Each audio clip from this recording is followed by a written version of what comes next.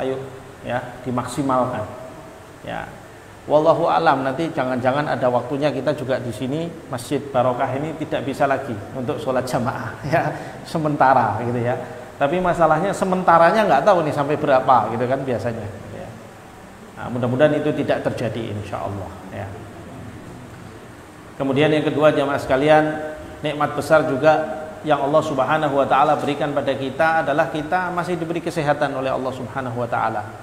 Di mana di hari-hari ini tidak sedikit dari saudara-saudara kita yang juga sedang berjuang melawan penyakit ya. Terima kasih. Melawan penyakit yang sedang menimpa mereka. Ya. Terkena, baik yang terkena virus corona ini sendiri ya, ataupun penyakit-penyakit yang lain. Dan kita masih diberikan kesehatan. Di mana nikmat sehat ini yang biasanya salah satu dari nikmat yang biasanya kita ini lalai.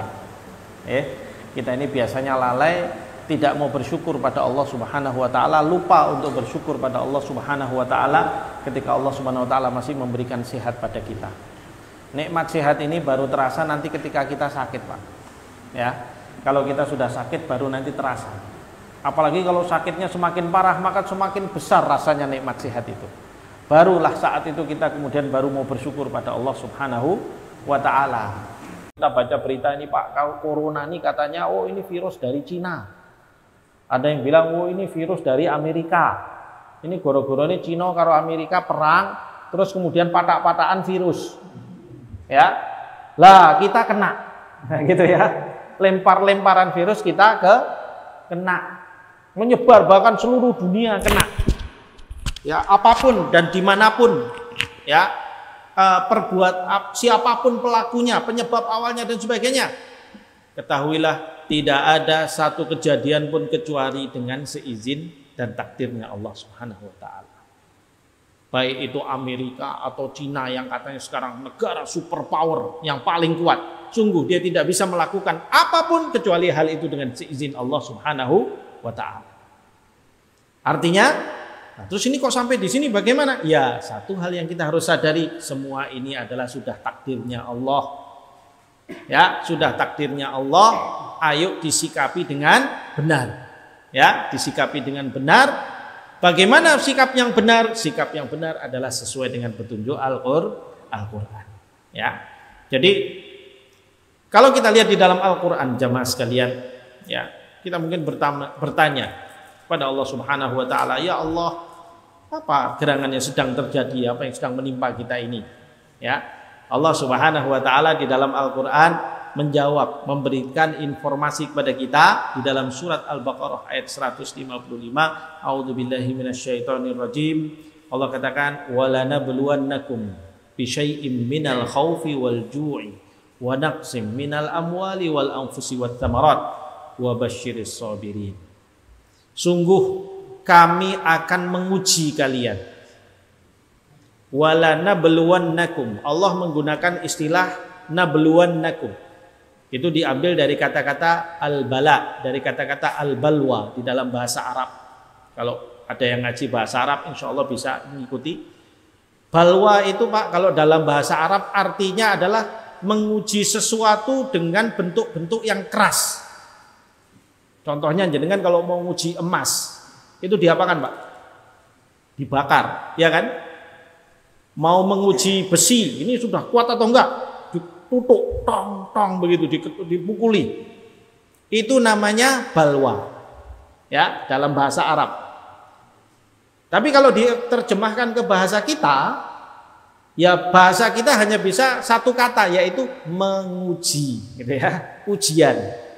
Jadi walanabluwannakum, sungguh kami akan menguji kalian. Tapi maksudnya ujian yang dengan bentuk keras untuk melihat kualitas kita. Ya. Walanabluwannakum, kami akan menguji kalian bisyai'im minal khaufi, dengan sedikit rasa takut, wal ju'i, dan sedikit rasa lapar. Ya. Wa naqsim minal amwal, dan sedikit kekurangan harta, begitu kata Allah. Wal anfusi, dan kekurangan jiwa. Ya. Wathamarat, dan kurangnya buah-buahan, hasil-hasil bumi. Wa basyiris sabirin, dan berilah kabar gembira kepada orang-orang yang sabar. Ya. Allah dalam ayat ini memberikan kita informasi bahwasanya wahai manusia, kami ini pasti akan menguji kalian. Ya, dalam bentuk-bentuk rasa takut, ngeri kita. Ya, hari ini yang kita rasakan, ngeri, kita takut sama virus corona ini. Ya. Sampai sebagian orang itu, Pak, mau salaman aja takut. Ya, delok-delokan aja wedi gitu ya katanya gitu ya. Walanabluwannakum bisyai'im minal khauf, takut. Ya memang ngeri, memang mengerikan. Ya, dampaknya mematikan. Tidak kita nafikan hal tersebut. Dan realita betul-betul ini sebuah ujian ini terjadi pada kita, seperti yang Allah beritahukan pada kita. Akan ada rasa takut pada kalian. Walju, rasa lapar. Bisa jadi nanti itu akan berkembang kepada situasi yang berat sehingga nanti kemungkinan akan terjadi kelaparan. Nyari makanan itu sulit. Bisa jadi. Di sebagian tempat hal tersebut terjadi, mudah-mudahan tidak terjadi di tempat kita. Ya. Wa naqsim minal amwal, dan kurangnya harta, krisis ekonomi. Ya. Terjadinya krisis ekonomi, apa-apa mahal. Ya, uang yang ada pada kita itu nilainya jatuh. Ya, sehingga kemudian mau beli apa-apa juga sulit. Di satu sisi juga kerja untuk mencari nafkah, untuk mencari uang untuk kebutuhan juga sulit. Naqsin minal amwal. Ya. Wal anfus, bahkan juga berkurangnya jiwa, berkurangnya jumlah orang, banyak yang meninggal. Subhanallah, ini Allah Subhanahu wa taala sebutkan kepada kita. Dan ini yang sedang terjadi tampaknya di tengah-tengah kita. Tapi di ayat ini Allah kemudian mulai memberikan petunjuk pada kita. Apa petunjuknya? Wa basyiris sabirin. Berilah kabar gembira kepada orang-orang yang sabar. Jadi menyikapi situasi seperti ini, Pak, Ibu sekalian, itu kuncinya adanya kesabaran. Ini petunjuk Al-Quran. Ini petunjuk pertama nih, ya. Harus sabar. Orang sabar itu nggak banyak maidu. Orang sabar itu tidak banyak mengeluh. Orang sabar itu tidak banyak nyalah ke wong. Orang sabar itu dia menghadapi situasi berat itu dia bisa tenang. Kenapa? Karena memang jiwanya sabar. Dan itulah yang diinginkan dari kita hari ini. Wallahil azim, demi Allah, kalau hari ini jamaah sekalian kita tidak bisa sabar menyikapi situasi yang ada ini, yang terjadi kekacauan di sekitar kita akan semakin parah. Ya, kekacauan di sekitar kita akan semakin parah. Kenapa? Semua orang tidak sabar. Semua orang maunya menyalahkan yang lain. Rakyatnya menyalahkan pemerintah, pemerintahnya menyalahkan rakyatnya. Ya, yang ulamanya menyalahkan birokrat, birokrat menyalahkan ulama, dokter-dokternya menyalahkan birokrat, birokrat juga menyalahkan dokter-dokter. Semua saling salah-salahan karena tidak sabar. Maka kunci pertama supaya bisa mengatasi situasi, Allah Subhanahu wa taala berikan kepada kita caranya adalah sabar. Ya, yaitu rasa tenang hati, rasa perasaan menerima bahwasanya semua ini takdir Allah Subhanahu wa taala. Kita tenangkan jiwa kita hadapi dengan kesabaran. Wa basyiris sabirin, kata Allah. Berilah kabar gembira kepada orang-orang yang sabar. Artinya, kenapa kalau Allah bilang beri kabar gembira? Artinya diberi kabar gembira itu berarti orang yang sabar itu yang nanti akan bisa menang. Akan bisa mengatasi situasi ini insya Allah bersama dengan petunjuknya Allah Subhanahu wa ta'ala. Ya. Lalu kemudian kita bertanya mungkin kepada Allah, ya, lalu mengapa kita kok harus diuji? Bukankah kita hidup ini kehendak Allah? Dan kita hidup ini juga pemberian dari Allah Subhanahu wa ta'ala. Tapi kenapa Allah Subhanahu wa ta'ala harus menguji? Allah Subhanahu wa ta'ala menjawab itu kepada kita di awal surat Al-Ankabut. Ya, a'udzubillahi minasyaitonirrajim. Bismillahirrahmanirrahim. Alif lam mim. Ahasiban nasu an yutraku an yaqulu amanna wa hum la yuftanun. Allah kasih tahu sama kita. Alif lam mim. Apakah manusia menyangka apabila mereka mengaku beriman,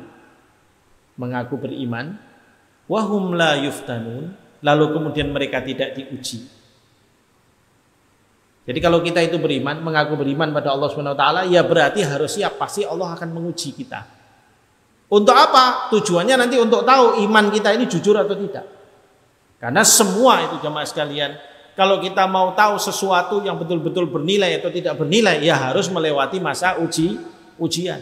Apalagi orang beriman itu jamaah sekalian dijanjikan oleh Allah Subhanahu wa taala itu insya Allah di akhiratnya itu mendapatkan surga. Ya, innalladzina amanu wa 'amilus solihati lahum jannatul firdausil a'la. Sungguh orang-orang yang beriman itu nanti di akhirat mereka akan mendapatkan surga firdaus yang tinggi gitu. Itu janji Allah Subhanahu wa taala. Ya. Allah Subhanahu wa taala siapkan surga, dan surga itu bukan barang murah jemaah sekalian. Yang Allah Subhanahu wa taala siapkan untuk orang-orang yang beriman. Orang-orang yang sabar ini tadi, orang-orang yang beriman pada Allah, yang mengikuti petunjuk Allah. Oh, kondisi begini Allah bilang kita harus sabar. Oke, saya sabar. Itu hanya bisa dilakoni oleh orang beriman. Karena mau tahu, karena dia tahu ini petunjuk Al-Qur'an, dan iman itu membawa mereka nanti disiapi untuk Allah Subhanahu wa taala akan diberikan pahala surga. Dalam sebuah hadis Rasulullah Shallallahu Alaihi Wasallam menyampaikan pada kita, ala inna sil'atallahi ghaliyah, ala inna sil'atallahil jannah. Sesungguhnya bayaran Allah itu mahal. Allah akan membayar kita, mengganti kita, memberikan jaza kepada kita itu nanti dengan bayaran yang mahal. Apa itu? Surga. Ala inna sil'atallahil jannah.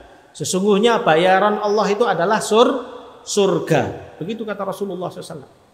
Dalam hadis yang lain Rasulullah menggambarkan kepada kita tentang indahnya surga. Kalau dibandingkan dengan dunia tidak ada apa-apanya. Anda silahkan gambarkan kenikmatan-kenikmatan yang ada di dunia ini. Kata Rasulullah SAW, Innallaha a'adda lil mu'minina ma la ainun ra'at wala udhunun sami'at wala khatara ala qalbi bashar. Sesungguhnya Allah Subhanahu wa taala sudah menyiapkan bagi orang-orang mukminin itu sebagai balasan buat mereka, sebagai ganjaran buat mereka, sebagai bayaran buat mereka nantinya itu apa? Sesuatu yang tak pernah dilihat oleh mata. Nikmat-nikmat yang ada di surga itu nggak pernah bisa diletakkan oleh Allah di dunia. Ya. Jadi apa yang ada rezeki-rezeki yang didapatkan oleh penghuni surga itu nggak bisa wujud di dunia ini. Alam ini tidak mampu untuk menampungnya. Saking besarnya nikmat tersebut, saking indahnya nikmat tersebut. Wala udhunun sami'at, dan tidak pernah terdengar oleh telinga. Suara-suara indah seindah apapun yang didengarkan oleh manusia di dunia, di surga ada suara-suara yang jauh lebih indah akan bisa didapatkan di sana. Wala khatara ala qalbi bashar, dan tidak bisa digambarkan oleh hati manusia. Kita ini kalau mau menggambarkan kemewahan kehidupan yang ada di dunia ini, paling hidup di dunia ini ya dengan berbagai macam kemewahan-kemewahannya yang semua itu pasti statusnya atau kondisinya adalah fana. Berapa lama sih kita bisa menikmati dunia? Paling 60-70 tahun ya. Kalau sudah berumur ya, yang sudah sepuh-sepuh ini kan sudah merasakan bahwasanya tidak bisa lagi menikmati dunia dengan 100%. Ya. Tidak bisa lagi merasakan nikmat-nikmat dunia itu. Apalagi kalau nanti sudah pada umur-umur yang lebih jauh lagi, mungkin 70, 80 atau 90 tahun, pasti Allah Subhanahu wa taala akan memanggil kita, jadi tidak ada yang abadi. Kalau surga sebaliknya. Allah Subhanahu wa taala menjadikan manusia itu di surga itu umurnya muda terus, Pak. Ya. Pada umur-umur muda terus, Katakan umur mudanya manusia yang bisa menikmati kenikmatan dunia itu antara umur 35 atau 40-an tahun, dan itu puncak kedewasaan manusia, ya, sampai pada umur-umur 50-an tahun. Itu adalah masa-masa di mana manusia bisa menikmati kehidupannya. Ya, kecuali kalau yang sakit, nah itu lain cerita gitu ya, itu lagi kena ujian. Tapi kalau dalam kondisi sehat, makanya para nabi-nabi itu kan diangkat sebagai rasul oleh Allah Subhanahu wa taala selalu pada umur 40 tahun, karena puncaknya umur kedewasaan manusia itu di 40 tahun, Pak. Ya. Dan dia cukup dewasa dan dia bisa menikmati kehidupan dan dia betul-betul bisa. Tapi berapa tahun setelah itu dia bisa nikmati? Paling 30-40 tahun lah. 80 tahun itu sudah sulit menikmati dunia. Ya. Sudah berbagai macam penyakit. Ya. Ada yang sudah buyutan, ada yang sudah boyoan, ada yang sudah macam-macam, sudah nggak bisa maksimal. Tapi kalau di surga, Anda hidup selama-lamanya dengan umur itu. Dan nikmat yang ada dijamin oleh Allah Subhanahu wa taala tidak sedikit pun berkurang. Apa yang terpikir di dalam benak kita ingin apa, Allah hadirkan pada saat itu juga. Bahkan Allah Subhanahu wa taala ketika menyampaikan kepada kita tentang indahnya surga, kemudian Allah Subhanahu wa taala katakan qutufuha daniyah. Buah-buahnya itu sangat dekat. Jadi kalau di surga itu orang mau metik buah itu dikatakan ya bahwa buah itu bisa mendekat pada orang. Aku kok kepingin pelem kaya, itu nggak usah genter-genter gini, Pak. Ya. Tapi dia mendekat, pohon itu mendekatkan dan memberikan buahnya kepada kita, tinggal petik makan. Sampai seperti itu nikmat itu ada. Kira-kira itu terjadi nggak di dunia? Nggak bakalan, gitu ya. Itu nggak ada. Nggak masuk akal bagi kita di dunia. Masuk bisa di pohon ngasih buahnya lah ya, kalau nggak percaya masuk ke surga. Ya. Allah Subhanahu wa taala sudah beritahukan ini kepada kita. Dan apa alasannya kita tidak percaya sama Allah? Masa Allah mau bohong sama kita? Ya. Allah nyiptakan kita, dikasih hidup, dikasih rezeki, dikasih semuanya. Dikiranya untuk menanggung biaya operasional hidup kita ini murah, Pak. Ya, jangan kalau nggak percaya silahkan main ke ICU di rumah sakit. Jangan lihat itu orang yang sudah terbaring di sana, hidup dibantu dengan berbagai macam peralatan-peralatan itu. Ya, nah ini masa corona ini banyak nih orang masuk ke ICU ini, Pak. Ya, jangan lihat itu yang sudah pakai ventilator itu loh, Pak. Itu berapa dia harus bayar? Ya, mahal. Alat-alatnya seperti itu yang di rumah sakit di ICU itu hitungan sewanya jam-jaman. Jadi seminggu aja bisa puluhan juta harus bayar. Alatnya tok, belum obatnya. Ya, belum sewa tempat tidurnya. Berapa harus bayar? Mahal. Nah itu untuk hidup dalam keadaan terbaring seperti itu. Untuk hidup dalam keadaan tidak bisa apa-apa, cuma terbaring sambung nyawa. Ya, cuma itu saja. Mahalnya seperti. Lah kalau hidup sehat begini kira-kira lebih mahal apa lebih murah? Hah? Lebih mahal. Saya mau tanya, yang nanggung selama ini hidup sehat seperti ini siapa? Allah Subhanahu wa taala. Kalau saya sendiri saja sudah entah berapa kalau dihitung pakai rupiah. Lah ini sekian banyak orang. Kira-kira kali berapa Allah keluarkan biaya, Allah Subhanahu wa taala tanggung biaya hidup kita semuanya. Lalu kemudian kira-kira Allah Subhanahu wa taala mau nyanyiakan kita? Nggak mungkin. Pasti ada tujuan dari hidup ini. Pasti ada sesuatu yang akan menyampaikan kita, sesuatu yang besar di balik semua kehidupan ini. Makanya diberitahukan oleh Allah Subhanahu wa taala. Ya. Jadi saya kembali, Allah Subhanahu wa taala menguji kita karena Allah Subhanahu wa taala ingin tahu siapa yang benar-benar beriman dan siapa yang benar-benar tidak beriman atau hanya sekadar mengaku beriman. Makanya di dalam surat yang sama, di surat Al-Ankabut ayat yang berikutnya Allah sampaikan. Ya. Jadi Allah katakan tadi ahasiban nasu ayyutraku ayyaqulu amanna wa hum la yuftanun. Kemudian walaqad fatannal ladzina min qablihim. Sungguh telah kami uji orang-orang sebelum mereka. Jadi semua orang-orang beriman sebelum kita itu semua masing-masing ada ujiannya. Hari ini kita diuji corona, wabah yang mengerikan dan kemudian juga banyak mengakibatkan banyak orang meninggal. Umat-umat sebelum kita pun juga mereka terkena wabah. Ya, dikatakan setiap 80 tahun katanya, ya setiap 80 tahun itu ada wabah. Dikatakan demikian. baik itu besar ataupun kecil. Dan dulu kita baca di dalam sejarah-sejarah bagaimana di zaman para sahabat pun ada wabah. Di zaman Umar bin Khattab itu ada wabah yang saat itu, di zaman khilafahnya Umar bin Khattab ada wabah yang menimpa. Makanya Rasulullah Shallallahu Alaihi Wasallam memberikan pemberitahuan kepada kita tentang wabah, hadis-hadis seputar apa namanya istilahnya taun. Ya, taun itu adalah wabah, di mana kita diperintahkan oleh Rasulullah Shallallahu Alaihi Wasallam, kalau Anda berada di satu daerah yang di situ ada taun, di situ ada wabah, Anda tidak boleh keluar dari tempat itu. Dan Anda yang berada dari luar jangan masuk ke tempat itu. Ya. Larilah Anda dari taun, larilah Anda dari wabah sebagaimana larinya Anda dari kejaran harimau. Begitu kata beliau Rasulullah sallallahu alaihi wasallam. Artinya jangan golek-golek perkara sama wabah.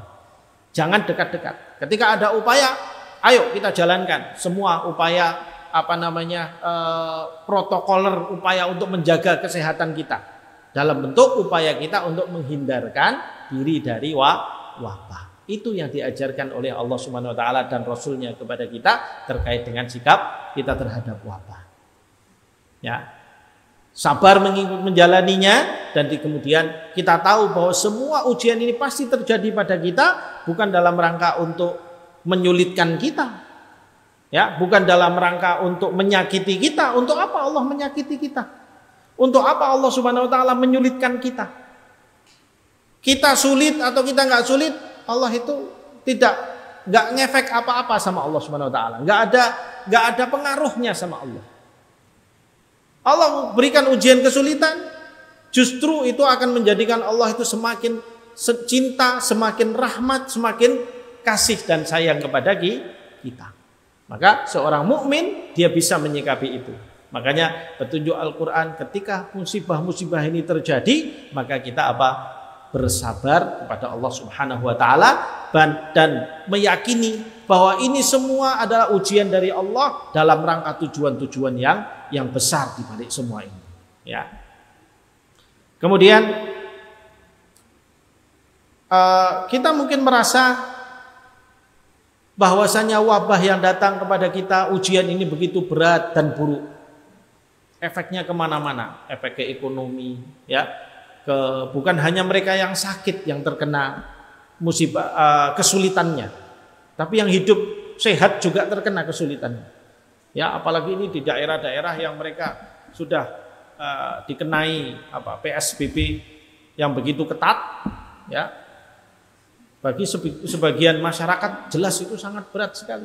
Bagi mereka-mereka yang bergantung hidupnya dengan penghasilan satu hari, ya, untuk kebutuhan makan satu hari itu juga jelas ini sulit sekali. Ya.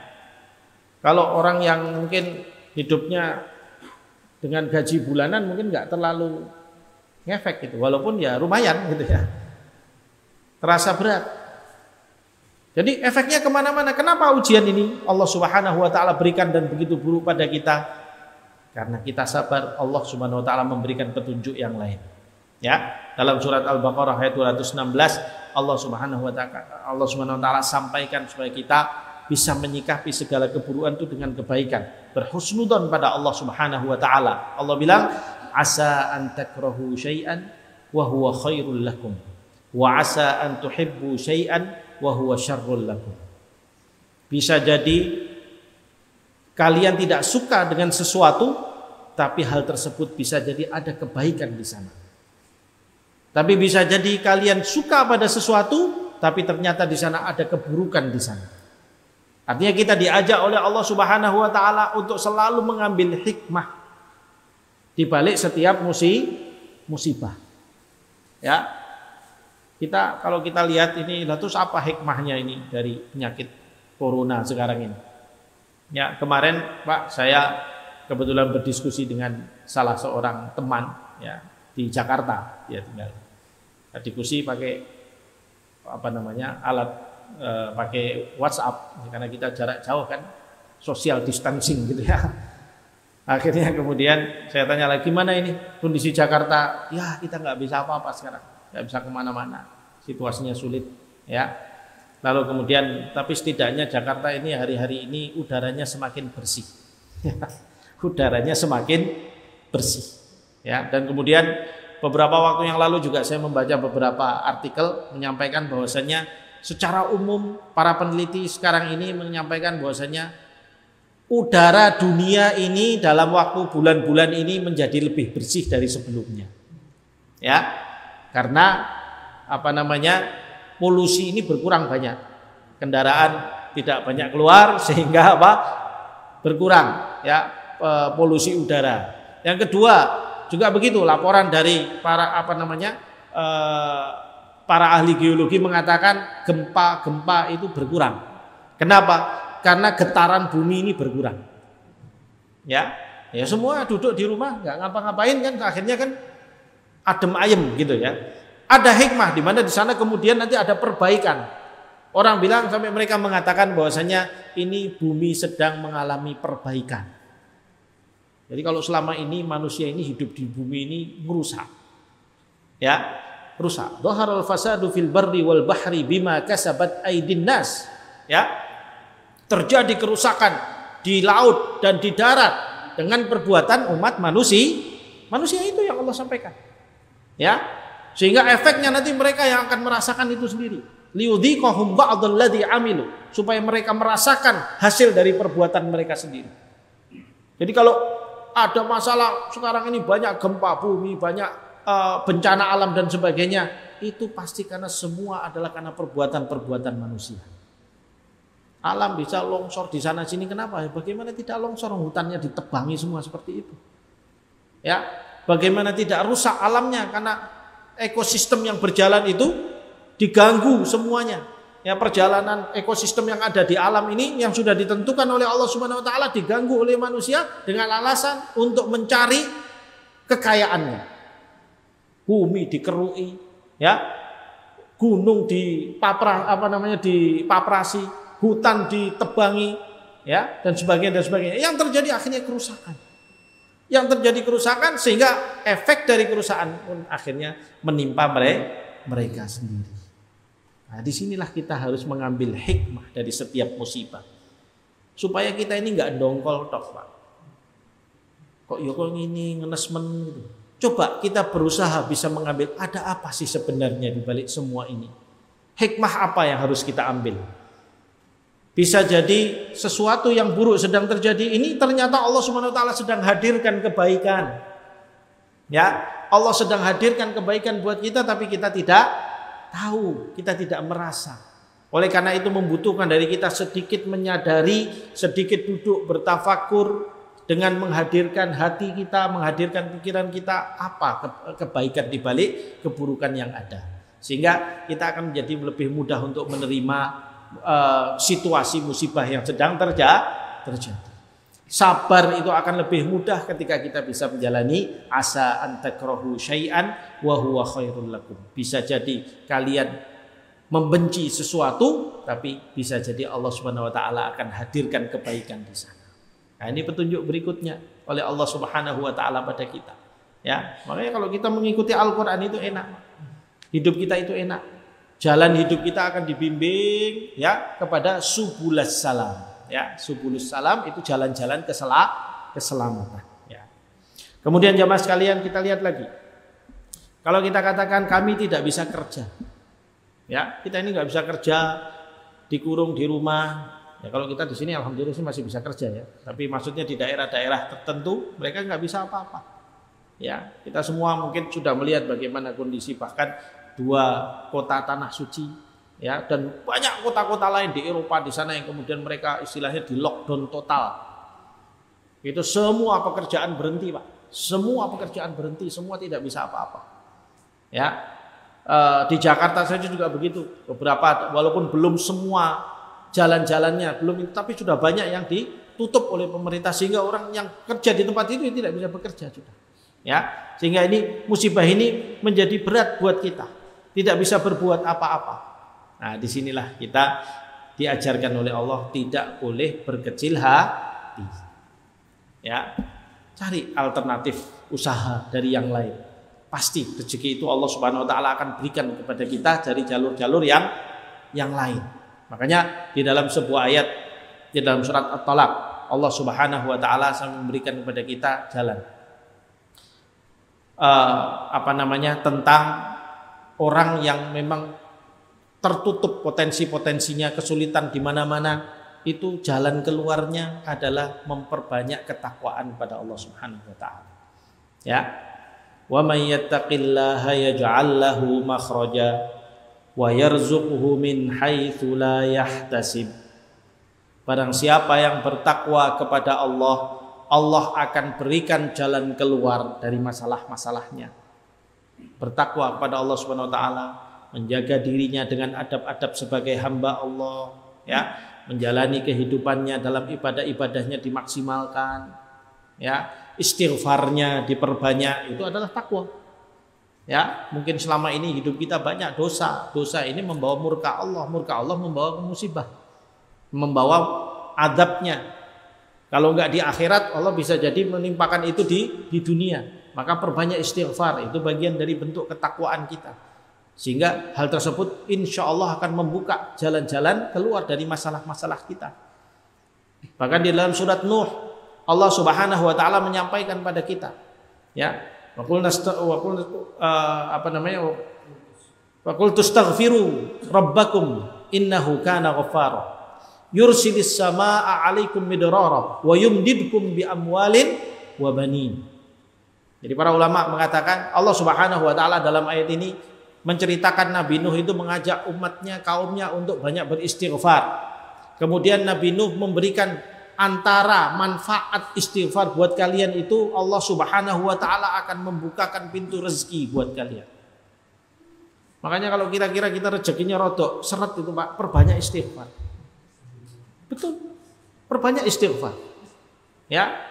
Dan Allah tadi sudah beritahu di surat At-Talaq, ya, wa may yattaqillaha yaj'al lahu makhraja wa yarzuqhu min haitsu la yahtasib. Akan diberi rezeki dari arah yang tidak pernah dia sangka. Arah yang enggak disangka itu yang bagaimana sih? Kita enggak pernah tahu dari ternyata saya bisa dapat rezeki dari ini. Allah yang kasih semua itu. Ya, dengan meningkatkan takwa kita kepada Allah Subhanahu wa taala. Upaya dan usaha kita mencari apa nih yang bisa saya garap. Ternyata Allah kasih jalan keluar pintu rezeki dari arah yang tidak pernah kita sangka. Terjadi. Dan kenapa kita tidak percaya sama Allah? Ya, maka dari itu tidak perlu berkecil hati, tidak perlu merasa lemah, tidak perlu merasa kerdil. Ya, terhadap situasi yang ada, laksanakan kesabaran kita terhadap situasi yang ada ini sebagaimana perintah Allah Subhanahu wa taala, tingkatkan ketakwaan kita kepada Allah Subhanahu wa taala sebagaimana yang ditunjukkan oleh Allah Subhanahu wa taala kepada kita di dalam Al-Qur'an, maka mudah-mudahan dengan demikian kondisi kita akan semakin dimudahkan oleh Allah Subhanahu wa taala. Ya, dan kemudian hal terakhir ketika Allah Subhanahu wa taala memerintahkan kepada kita sabar, Allah Subhanahu wa taala menjanjikan pada kita pahala yang banyak. Ya.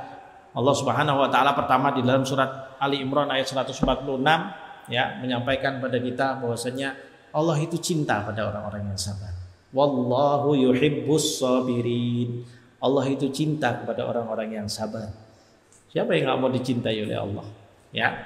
Orang kalau sudah dicintai oleh Allah Subhanahu wa taala, dia sampai menjadi seorang hamba yang betul-betul mendapatkan derajat yang sangat tinggi. Orang paling dicintai oleh Allah itu siapa? Nabi Muhammad sallallahu alaihi wasallam. Maka dari itu derajat beliau begitu tinggi di kalangan seluruh manusia. Ya.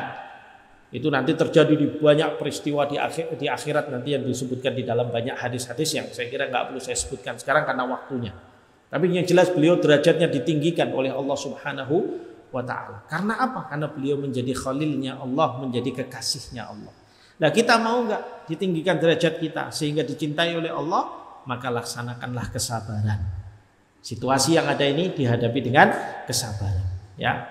Kemudian kesabaran itu akan juga membawa kita kepada ridhonya Allah Subhanahu wa taala. Ini puncak dari segalanya. Ya, kalau kita hidup ini tidak mencari ridho Allah Subhanahu wa taala, ya buat apa? Ya, kita capek beramal, kita bekerja dan sebagainya, kemudian kita memenuhi hidup kita ini dengan amal tapi tidak dalam rangka mencari ridho Allah, lah terus untuk apa? Ya, karena dengan ridha Allah Subhanahu wa taala itulah kemudian nanti kita ini mendapatkan rahmat dan izinnya Allah Subhanahu wa taala untuk mendapatkan kemenangan abadi di akhirat, yaitu al-jannah sebagaimana yang Allah Subhanahu wa taala janjikan buat kita semuanya. Ya, maka dari itu jamaah sekalian, menyikapi situasi yang ada ini, kalau nggak mau sabar, ya sudah, apalagi gitu ya, apalagi. Maka jadilah orang sabar. Jadi kita bersabar dan kemudian kita hadapi semua ini dengan sebaik-baiknya. Ya, tidak perlu kita menyesali diri kita, kemudian kita menyalah-nyalahkan sana sini. Sudah bismillah, kita minta solusinya dari Allah. Ya, tingkatkan takwa kita, perbanyak ibadah kita, perbanyak doa-doa kita pada Allah. Kita yakin yang bisa mengangkat wabah ini hanya Allah. Bukan dokter, bukan Cina, bukan Amerika. Ya. Sekarang ini kan ribut, wah nanti kita hanya tinggal menunggu vaksin, ya, vaksin dari mana? Amerika atau dari Cina yang belum dikeluarkan. Nunggu dulu, karena ini nanti mereka mau bisnis, mau apa, mau jual vaksin banyak pada kita. Mau 1000 vaksin, kalau Allah Subhanahu wa taala nggak mengangkat penyakit ini, nggak akan bisa menyembuhkan. Yang menyembuhkan penyakit hanya Allah. Fa idza maridtu fahuwa yashfin. Ya, kalau aku sakit maka Dia yang menyembuhkan aku. Bukan vaksin, bukan obat apapun, bukan dokter. Mereka hanyalah wasilah yang dipakai oleh Allah untuk kemudian menjadi penyebab daripada kesembuhan yang bisa kita dapatkan. Itu harus tertanam dalam jiwa kita. Itu ajaran iman kita. Sehingga kita tidak perlu kecil hati dengan situasi apapun yang menjadikan kita akhirnya semakin kerdil. Akhirnya kemudian kita kalah dengan semua situasi ini. Ya, kita harus positif, selalu berpikir positif, semangat. Bagaimana? Saya semangat. Kenapa? Karena saya punya Allah. Allah yang akan menyelamatkan. Kalau saya tidak selamat, mungkin dipanggil oleh Allah, maka saya dipanggil dalam keadaan diridhoi oleh Allah Subhanahu wa taala. Dan di sana saya akan dapatkan kemenangan itu, yaitu surganya. Jadi nggak pernah rugi. Orang beriman itu tidak rugi kalau kembali kepada Al-Qur'an. Ya, mudah-mudahan ini memberikan semangat ya buat kita semuanya, apalagi di hari-hari seperti ini jamaah sekalian, adalah dimana kita ini hari-hari yang butuh saling untuk terus menyemangati. Jangan sampai kita malah saling menjatuhkan, ya, saling melemahkan dengan menceritakan situasi yang begitu berat, ya, kemudian ini kok ketoke mbuh piye iki nganti kapan ya kaya ngene iki ya mbuh ya gitu. Akhirnya sedih, akhirnya sakit ya. Sakitnya mungkin bukan corona tapi dianggap corona gitu. Ini musibah lagi ini nanti ya. Nah, ini seperti itu. Makanya kita sudah kembalikan pada Allah dengan kesabaran, husnudzon sama Allah Subhanahu wa taala, bahwa semua yang terjadi ini insyaallah kebaikan dan insyaallah semuanya ada hikmah yang baik di balik semua musibah kita. Mudah-mudahan Allah selamatkan kita fid dunya wal akhirah, dan kemudian Allah Subhanahu wa taala jadikan kita kepada termasuk hamba-hamba yang diridhoi oleh Allah Subhanahu wa taala. Baiklah, mungkin ini yang bisa kami sampaikan, dan sebelum kita tutup dari apa yang saya sampaikan, kita baca doa bersama, dan Allah Subhanahu wa taala bisa menerima doa kita dan menyelamatkan kita semua. A'udzubillahi minasyaitonir rajim. Alhamdulillahirabbil alamin, hamdan katsiran thayyiban mubarakan fih. Ya Rabbana lakal hamdu kama yanbaghi li jalali wajhika wa 'azimi sultanik. Radina billahi rabba wa bil islami dina bi Muhammadin nabiyyan wa rasula. Radina billahi rabba wa bil islami dina bi Muhammadin nabiyyan wa rasula. رضينا بالله ربا وبالإسلام دينا بمحمد النبي ورسوله. اللهم إنا نسألك علما نافعا ورزقا طيبا وعملا متقبلا. اللهم إنا نعوذ بك من البرص والجذام وسيء الأسقام. اللهم إنا نعوذ بك من البرص والجذام وسيء الأسقام. اللهم أعذنا من جميع الأمراض. اللهم أعذنا من جميع الأمراض. ربنا آتنا في الدنيا حسنة وفي الآخرة حسنة وقنا عذاب النار. وصلى الله على سيدنا محمد وعلى آله وصحبه أجمعين. سبحان ربك رب العزة عما يصفون وسلام على المرسلين والحمد لله رب العالمين. Mungkin ini yang bisa kami sampaikan, dan yang ada manfaatnya, kurang lebihnya kami mohon maaf. Aku qouli hadza wa astaghfirullah li wa lakum. Assalamualaikum warahmatullahi wabarakatuh.